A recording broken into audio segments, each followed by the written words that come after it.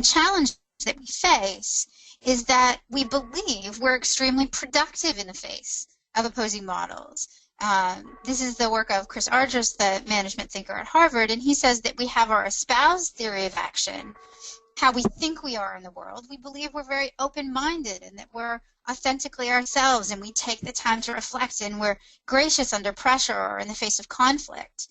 But we actually have these theories that we default to. We call them governing values.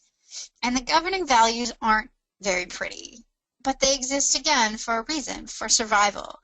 Our theories in use are that we should win instead of lose, avoid embarrassment, stay rational, and maintain control. And in the face of an opposing model, someone who sees the world very differently than you do, we very often default to these sorts of behaviors. We seek to convince the other person that they're wrong so that we can win and avoid being embarrassed. It is embarrassing if we're wrong. And we try to maintain control of the situation by enforcing the model that we hold, by saying that it is the single right answer. In other words, we tend to default to one of two particular approaches in the face of opposing models because we forget that they're simply models of the world.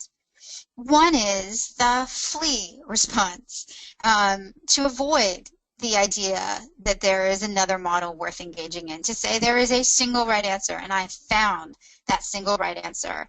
And so I must either crush that opposing model or be crushed by it, cave into it. We have to just embrace one of the two answers and move on. That is one possible approach to opposing models.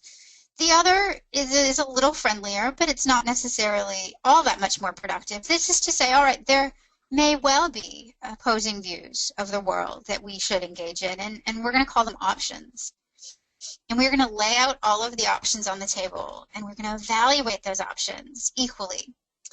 And through the process of analysis, we will get less excited about every single possibility. But in the end, we will choose the one option that is least destroyed by the process of analysis. Or maybe we'll realize that we can't simply move forward with any of them because we'll never reach consensus. We have to compromise and take some of the good and some of the bad of the existing models and push forward with a consensus option. In both of these two approaches, the existence of opposing models has slowed us down. It has created hard feelings, particularly in the first model where if we're attempting to argue about our point of view, we tend to explain our view, then we explain it again, slower and louder, as if the other person simply didn't understand. And again, this can produce real interpersonal conflict in organizations. What we've found is that these are not the only approaches to opposing models. If what we want to do is follow Fitzgerald and Sloan and attempt to actually leverage opposing models, we need to take another approach, and that is an approach we call integrative thinking.